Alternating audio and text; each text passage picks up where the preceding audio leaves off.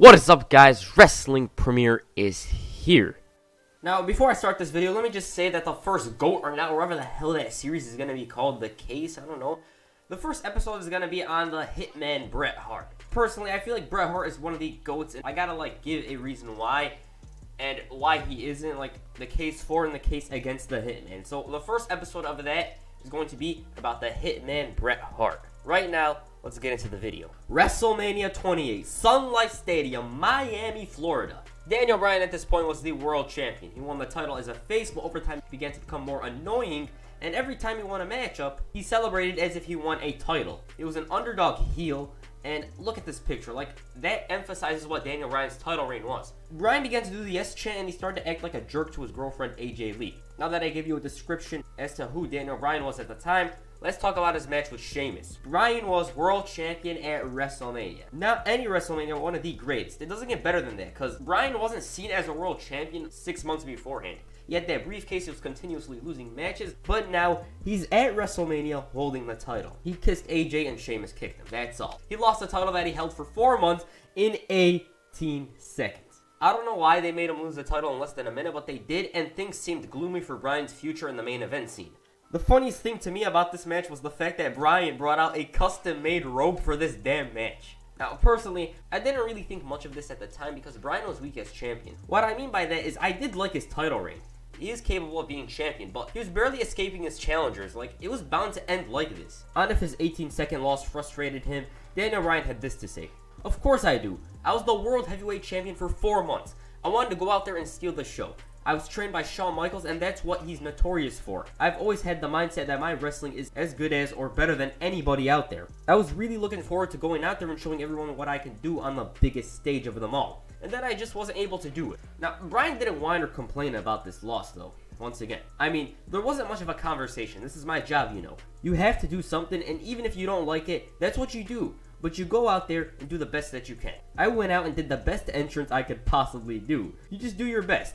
That's all anybody could do. Now, many thought that Bryan's push as a main eventer was over, but it was only just the beginning. On the April 2nd, 2012 episode of Raw, the post-WrestleMania crowd hijacked the show and bombarded many competitors, including The Rock and John Cena, with the yes chants, "We want Lesnar," many other stuff. At one point, John Cena had to acknowledge the yes chants, telling Bryan that he owes him one. This was after Cena asked the fans if he's gonna lash out on, turning heel. Anyways, during this episode, Bryan was interviewed by Josh Matthews. He didn't utter a single word and the fans chanted his name, Daniel Bryan. After the show, though, Bryan appeared and he cut a promo. Bryan and the fans chanted yes in unison and even said that a new t-shirt is on the horizon. After this, the former world champion continued to feud with Sheamus before facing his buddy CM Punk. They had 2 really awesome matches, and AJ Lee was like the deciding factor in the second match. All in all, it was an enjoyable feud. They were 2 very different styles of matches. Anyways, after that, Bryan became embroiled in a feud with Kane. This led to the 2 being forced to attend anger management. As you all know, the 2 became a tag team and they won the titles. They were known as Team Hell No, and in my opinion, if it wasn't for this run, I don't think Daniel Bryan would have made it to the main event of WrestleMania. Why? Well, he had great chemistry with Kane and he showed off his comedic side. He showed more character than he previously did, and at that point, that was probably the only thing that he was lacking to be one of the top guys. I made an entire video on Team Hell No's run, and you can go check it out if you're interested. Right now, let's focus on the night Bryan suffered a concussion. Fresh off the disbandment of Team Hell No, Daniel Bryan was poised to become a successful single star once again. He had just brought back the yes chant, and all he needed was an opportunity to prove he's one of the best in the business. In a matchup with Randy Orton on the June 17, 2013 episode of Raw, Daniel Bryan went for the suicide dive. Orton moved out the way, and Bryan's head bounced off the floor. That hurts just watching it. Seeing that Bryan was struggling to compete, he was attended to by WWE doctors. They stopped this match, which reportedly infuriated Bryan. In a 2015 interview, Bryan discussed this fight he had with Triple H. And I quote, "I had gotten a stinger in a match and lost feeling in both of my arms. I have a mentality of never stopping a match, whether it's really good or really bad. That's my mentality. I've never had a stinger before." Triple H tells the medical doctor at ringside to stop the match. "I sprinted into the ring and tried to keep the match going with Randy Orton because this was going to be the biggest win of my career to that point. I did a top rope dropkick and I couldn't get up. I couldn't move my arms. Randy, he's on the ground going, 'Dan, what the F are you doing?' When I came back, I was hot. I don't want to say we got nose to nose because he's 6'3". We came pretty close. They're more conscious of protecting us from ourselves. Damn. Anyways, Bryan the next week beat Randy Orton in a street fight. This was arguably the biggest win of his career, bar that World Championship win. It was a mostly enjoyable match, and Bryan had to lock the yes lock with a kendo stick to make Orton tap out. I believe this was the win that ignited Bryan's momentum heading into SummerSlam. On the July 15, 2013 episode of Raw, the Raw GM, Brad Maddox, remember that, I completely forgot he was the GM, let John Cena choose his SummerSlam opponent. Cena, obviously being the good guy, asked the fans who should be his opponent. The fans chanted yes, signaling their choice. In the end, Cena chose Daniel Bryan. The place erupted and out he came.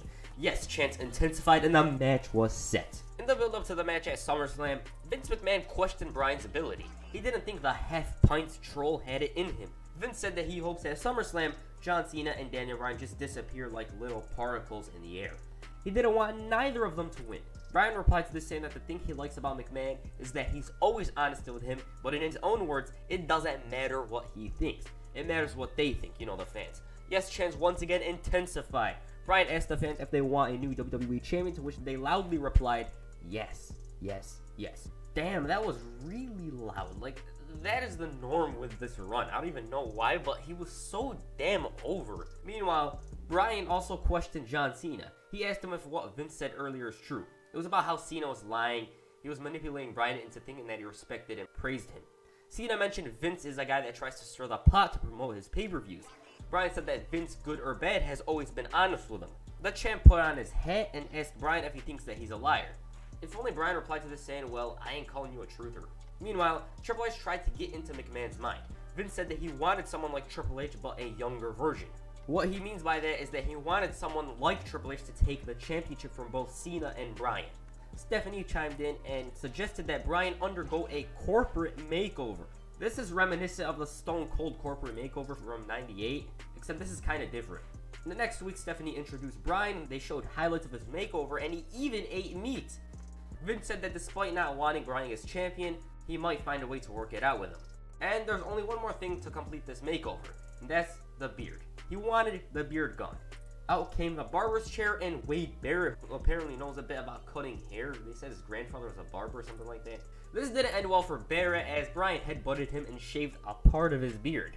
Bryan then went up to the stage where he revealed his new t-shirt. The beard is here. Triple H was fed up with Vince, and he promised to put a stop to whatever the chairman has in store at SummerSlam.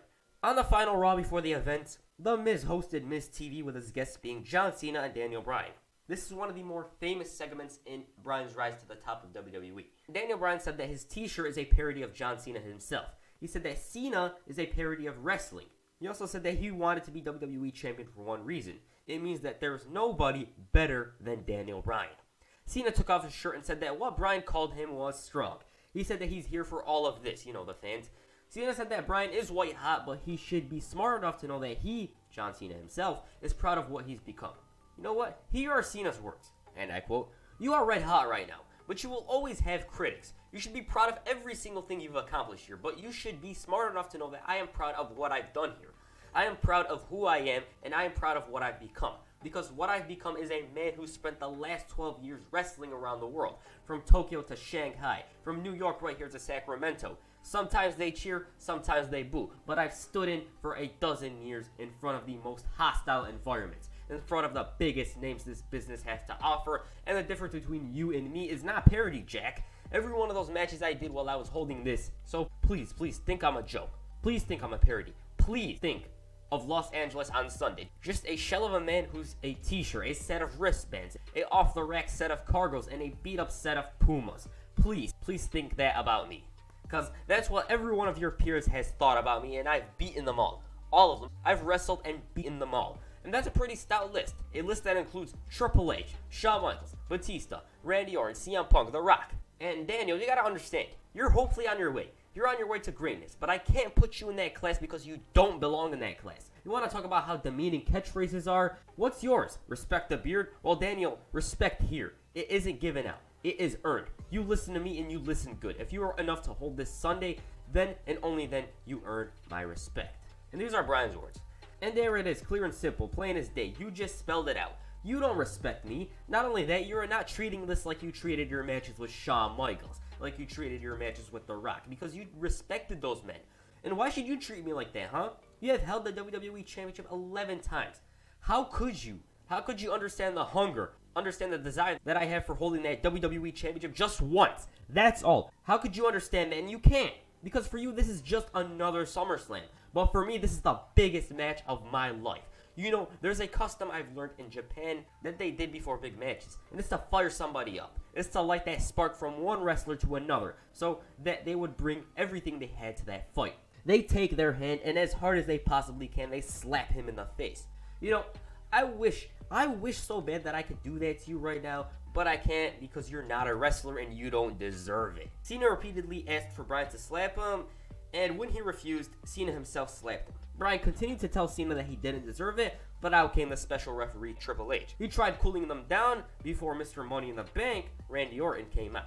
He came out to signal his intentions, you know, I might cash this in. Anyways, that match at SummerSlam, damn, it was an absolute classic. On a card that featured an iconic Lesnar and Punk match, they held their own. Is this Bryan's best match in WWE? What do you think? It certainly does have a claim. Cena dished out some new moves. Bryan near the end slapped Cena, showing him respect, and it all culminated with Bryan delivering a knee for the victory. The Staples Center went nuts, and Bryan realized his dream. He debuted a new finisher in WWE, and Cena fought through a 30-minute match despite his arm.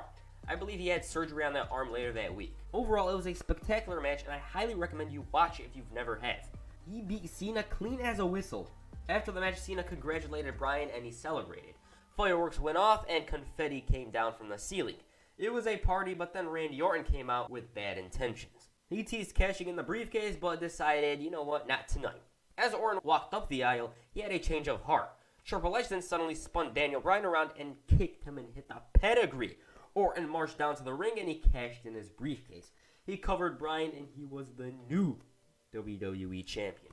Such an amazing turn of events. I remember at the time thinking that there was going to be a new corporation, but I didn't expect it to turn out like this. And to add insult to injury, Triple H did the yes chant. The next night on Raw, Stephanie apologized. She said that Bryan won the title clean and that he didn't deserve to have the title taken away from him. She said that Triple H is the COO of the company and he was just doing what was best for business. The fans obviously booed this. The former WWE champion said that Triple H was a renegade, a guy that wasn't afraid, the guy that was a part of DX. Right now, though, he's wearing a suit, he's got a corporate haircut, and what they say is true. When you lie down with trash, sooner or later, you stink. Stephanie said that she'll let that slide because Bryan's upset, but he didn't give a damn and he asked her if she's gonna fire him.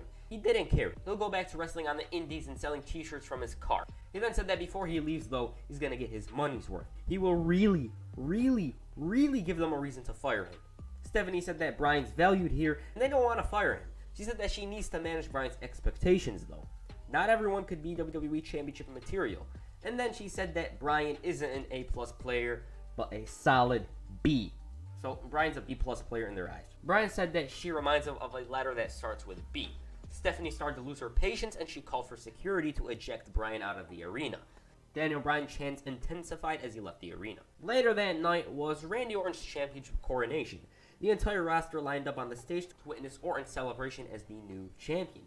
The Shield were security for the Authority and they were the hired guns. During this segment, Orton hugged Stephanie, which reminds me of a certain thing that happened 4 years ago, you know. Daniel Bryan came out and Triple H called for him to enter the ring. Then the Shield all of a sudden ambushed him and he fought back. As Bryan walked to the ring, Roman Reigns ran right through him. Boom! The Shield were about to obliterate him, but Triple H called for Bryan to enter the ring. As Bryan entered the ring, Orton RKO'd him. The Yes Man got his title match against Orton at Night of Champions. And from there, Big Show started to get involved, and I don't really want to talk about it. As for the Authority, everyone was afraid of them except for Edge, who took it to Triple H. Now, Edge said that he isn't afraid of the Authority, right? So Triple H replied to this, mocking Edge's star power, and he called the Rated R Superstar experiment a failure. He even said that Edge didn't draw a dime. Triple H said that he isn't a dictator, to which Edge replied, calling Triple H a... Seeing as he can't hurt Edge due to his neck, Triple H had the Shield attack Christian. Now, why did I mention this? It showed how much power the Authority had. Yeah, sure, Edge couldn't be touched at the time, but Christian could be touched. Even Big Show, who was a face at the time, although that could be hard to tell, KO'd Bryan at the Authority's request. So basically, they could do whatever the hell they want. At Night of Champions, Daniel Bryan emerged victorious. They had a good match, which I personally never watched, though. I just heard it was good. And the ref made a fast count. This would come back to bite Bryan, however. The next night on Raw, Triple H accused Daniel Bryan of conspiring to win the title with the referee Scott Armstrong. Triple H stripped Bryan of the title due to this, and the fans didn't like this one bit. The game said that Bryan's embarrassed and disgraced himself and his family, and he's disgraced the WWE Championship.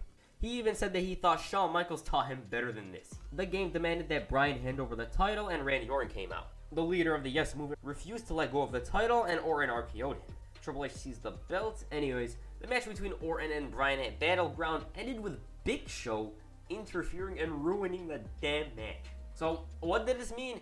It meant that Orton and Bryan will face off one more time inside Hell in a Cell for the vacant WWE Championship. In the build-up to the match, Shawn Michaels got involved. Meanwhile, Triple H continued to undermine Bryan, comparing him to Jericho, RVD, and Edge. He said this: "Yeah, sure, they were popular, they were the top guys, but they were never the one." Triple H even said that if one of those guys was the face of the company, and said that we'd all work for Ted Turner right now. He once again called Bryan a B-plus player, to which Bryan replied that Triple H should trade in his suit for some wrestling gear. The game replied to this, saying that if he were to return to the ring, that he'd face a star, not someone like Daniel Bryan. Triple H said that Shawn Michaels shouldn't have wasted his time training Bryan. HBK chimed in, and he asked Triple H what happened. Like, you were the same guy that played strip poker. You were the same guy who almost marched into WCW's arena with a tank. And once he heard this, Orton had his doubts over Shawn Michaels' officiating, to which Triple H replied that Michaels will do what's right. Basically, at this point, Triple H and Shawn Michaels didn't see eye to eye. But that would change. During the Cell match, Shawn Michaels got knocked down. Triple H came out to check on him, and Bryan decided to hit the knee on him. As Bryan was doing the yes thing with the fans, Shawn Michaels recovered and he super kicked the hell out of Daniel Bryan.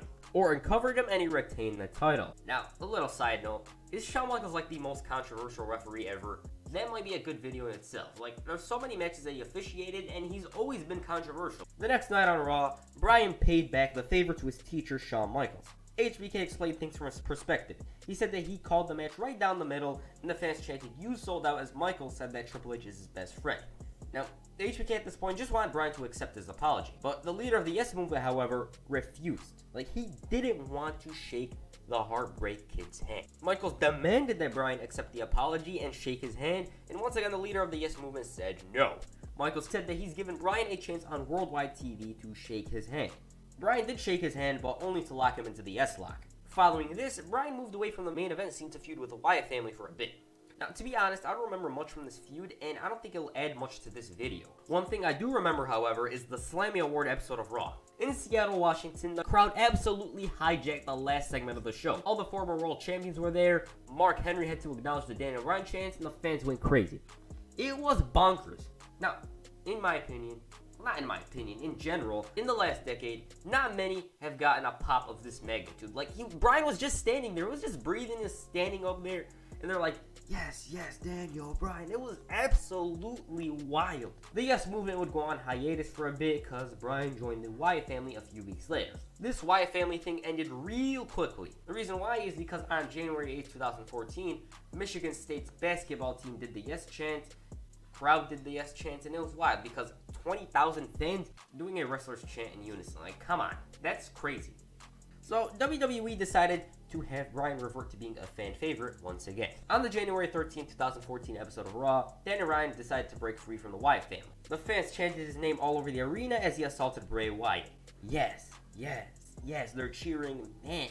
One of the best moments of this decade. Harper and Rowan tried entering the cage, but it was locked.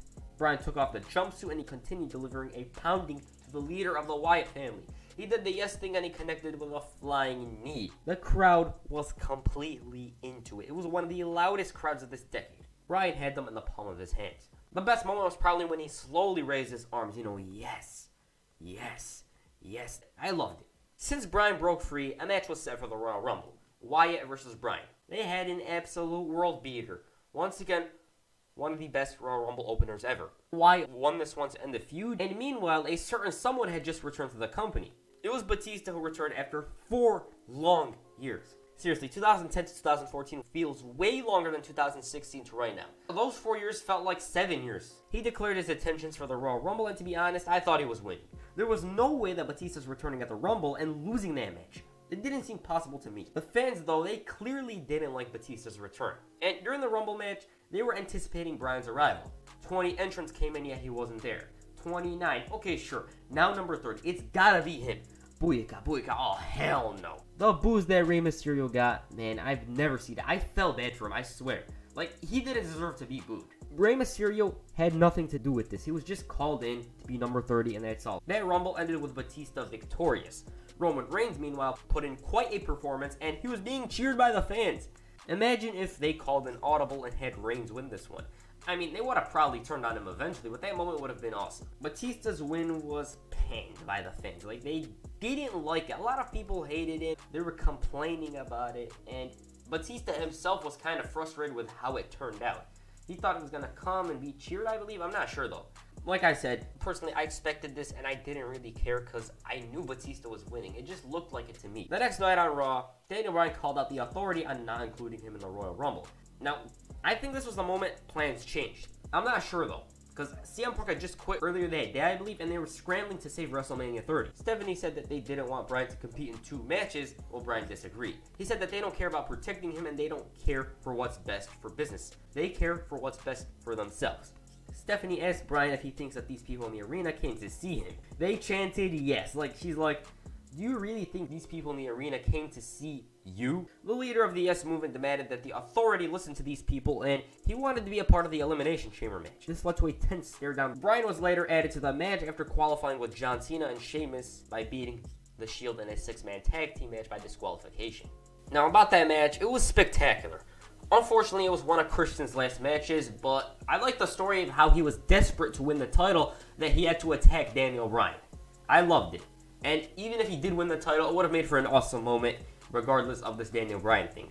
The Wyatt family interfered and they attacked Cena. Cesaro was really starting to connect with the crowd and spinning around Randy Orton. It was awesome. Daniel Bryan fought and fought and fought. He took everything Orton threw at him, but it was ultimately Kane's interference that cost the leader of the Yes Movement the WWE World Heavyweight Championship. With no real route to WrestleMania, Daniel Bryan continued to get on the Authority's bad side. He was really frustrated with the Authority, and he decided to challenge Triple H to a matchup at WrestleMania. The game refused, and he demanded that Bryan leave the ring. The Yes Man asked Triple H to make him. Out came Kane to solve this issue, but he didn't.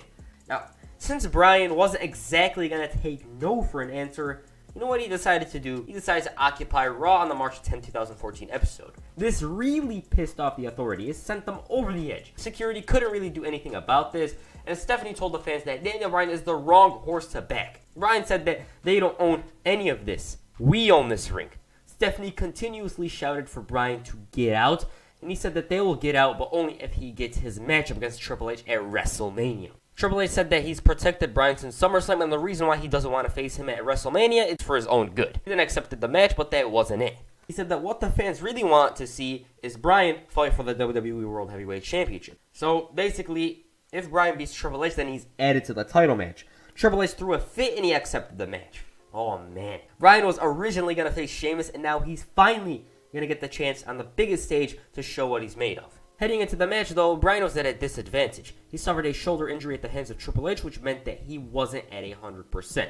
Also, that monster promo that WWE played, it's one of the greatest. It shows Bryan's rise to the main event scene and how, despite WWE's best efforts to shut down Bryan, they failed. I loved it.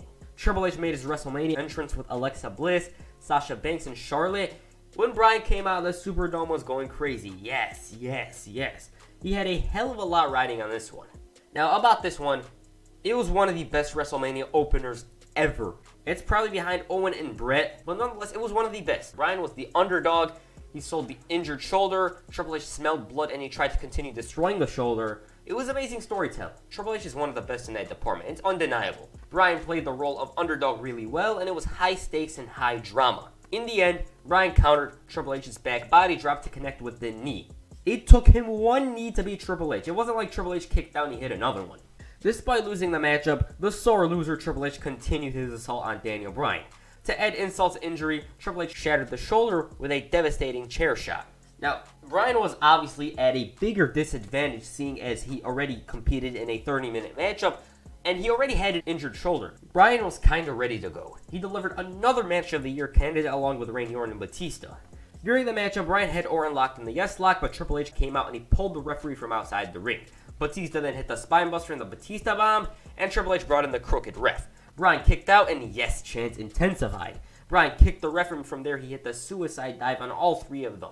Orton and Batista worked for a bit as a cohesive unit, and they sent Bryan through the announce table. The funniest part in this is when some fans chanted CM Punk. Like, do you seriously expect him to come out? Orton destroyed himself in the process of RKOing Bryan, and Batista capitalized on it. Daniel, meanwhile, was stretchered out of there. Once he realized that he's on a stretcher, he got off and Randy Orton threw him into the steel steps. Orton tried measuring Bryan for the RKO, but he countered it into the yes lock. Batista stopped this, but he was also locked in the hole. Orton got involved, and this led to Batista spearing Bryan out of the ring.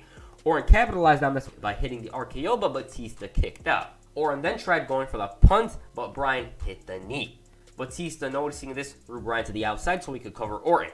He kicked out, however. The Animal then successfully hit the Batista bomb, but Orton rolled out of the ring. And then Daniel Bryan hit the knee. Seeing that Batista was still moving, he decided to lock him in the yes lock. Michael Cole was demanding that Batista tap out, and he did.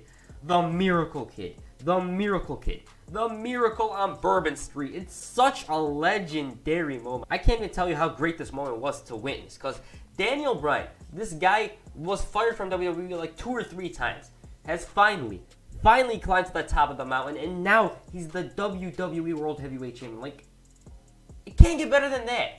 And it's in the main event of WrestleMania. It reminded me of Bret Hart at WrestleMania 10, and it reminded me even more of that moment with Chris Benoit at WrestleMania 20. It's such a crazy moment. Probably the best moment of this decade, barring some other stuff like the streak ending, and that was on the same show. All in all, one of the best moments of this decade, and Daniel Bryan showed with perseverance and determination, you could make it to the main event of WrestleMania. To be honest, I don't know how the hell he connected with a crowd, but he did, and look where it ended up. They respected him, they seen that this guy was an underdog, and they seen that WWE was trying to undermine him and try to destroy him at every chance they got. But in the end, they made him the champion. So Daniel Bryan has the fans to thank for this moment. Now, Daniel Bryan did have one regret about his victory, and I quote, "It's interesting. Seeing that gave me more emotion than the actual thing and the actual fan base and all that. My biggest regret is that I didn't get to celebrate in that moment with the confetti coming down with my wife." So that's Bryan's regret. Now, as for his title reign, let's just not talk about that. Let's just say this ended at WrestleMania. And that's it for this video. Make sure you hit the flying knee on the like button and perhaps a yes lock on the subscribe button. Peace. I'm out.